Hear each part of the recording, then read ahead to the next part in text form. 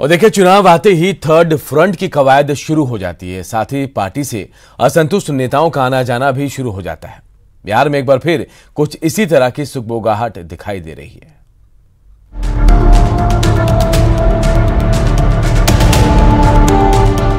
चुनावी सरगर्मी के साथ बिहार की राजनीति में ऐसे कई नेता हैं जो खुद को एक्टिव करने लगे हैं। ये नेता पहले किसी दल से जुड़े थे या फिर महत्वपूर्ण पदों पर तो कई मंत्री भी रह चुके हैं। आज वही विक्षुब्ध नेता अपना अलग फ्रंट बनाकर चुनाव में उतरने की तैयारी में जुटे।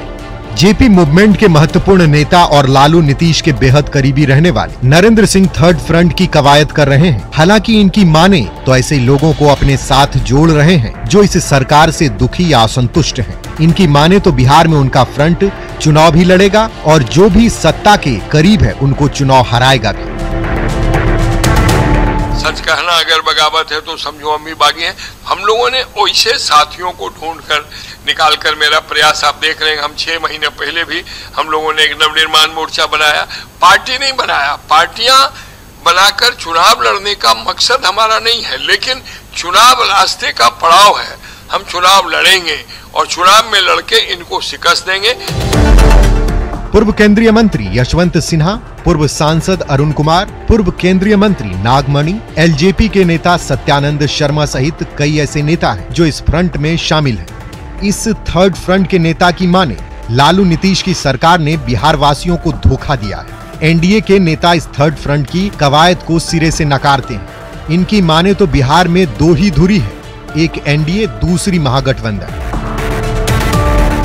बिहार में जो राजनीतिक स्थिति है उससे ये स्पष्ट है कि यहाँ बाइपोलर पॉलिटिक्स है, पॉलिटी।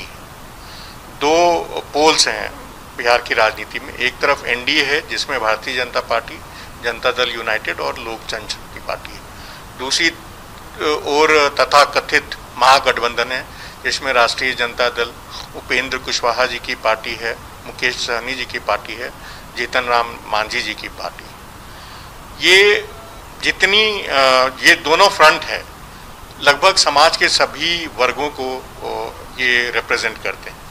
ऐसी स्थिति में थर्ड फ्रंट के लिए यहाँ कोई गुंजाइश नहीं। कोई तीसरा फ्रंट बनाए, चौथा फ्रंट बनाए। माइग्रेंट पॉलिटिकल लोग भी होते हैं ना, तो लोग आते होते रहते हैं। चुनावी मौसम है, 2-4 महीना उछल कूद करता है लोग, उसके बाद फिर अपने रास्ता पकड़ लेते हैं। चुनावी साल में ऐसे कई नेता सामने आते हैं जो अपना अलग फ्रंट बनाने की शुरुआत करते हैं, लेकिन जैसे ही चुनाव की तारीख नजदीक आती है यह फ्रंट बिखरने लगता है और नेता अपने लिए दूसरे दलों में स्पेस ढूंढ लेते हैं। हालांकि बिहार हो या केंद्र, थर्ड फ्रंट की राजनीति ना तो पहले हो पाई है और ना ही थर्ड फ्रंट के नेता कभी फ्रंट पर आकर राजनीति कर पाए हैं। न्यूज़ 18 के लिए पटना से ब्रिजम पांडे की रिपोर्ट।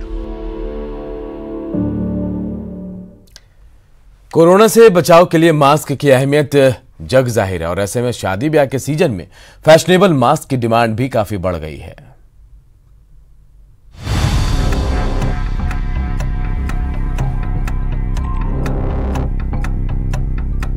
कोरोना के साथ जीना सीखना होगा। सीजन शादी ब्याह का है। पटना के बुटीक में दुल्हन के लहंगे तैयार हो रहे हैं तो दूल्हे राजा की शेरवानी भी बन रही है। साथ ही कोरोना काल में ड्रेस का अहम हिस्सा बन गया है मास्क। दुल्हन के लिए लहंगे से मैच करता हुआ ब्राइडल मास्क बनाने में जुटे हैं फैशन डिजाइनर।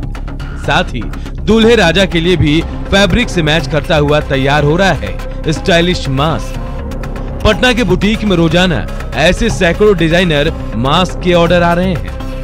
बहुत ज्यादा है। हर ब्राइड मास्क मांग रही है, ब्रूम भी मांग रहे हैं और हर तरह की कस्टमर्स भी मांग रहे हैं। तो बहुत अच्छा मार्केट है। अभी तैयार करते एक दिन में अगर बात करें अपने बुटीक में 100-150 तैयार हो जाते हैं। कोरोना काल में फैशन का अहम हिस्सा बन चुका है मास्क। ऐसे में पटना के जाने माने बुटीक्स में पसंदीदा फैशनेबल मास्क मिलने से महिलाओं की खुशी का ठिकाना नहीं है। बहुत खुशी हो रही है। हर साड़ी के साथ मैचिंग मास्क आ रहे हैं, सूट के साथ आ रहे हैं, वन पीस जो भी आप ले रही है मैचिंग आ रहे हैं, डिजाइनर आ रहे हैं।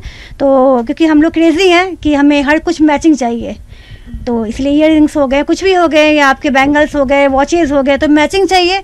तो हमें मास्क भी मैचिंग चाहिए। वो आ गए हैं, हम लोग बहुत खुश हैं। कोरोना से डरना नहीं है, लड़ना है और हराना है।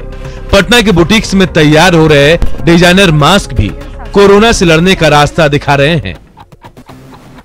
Nancy, news 18 Patna.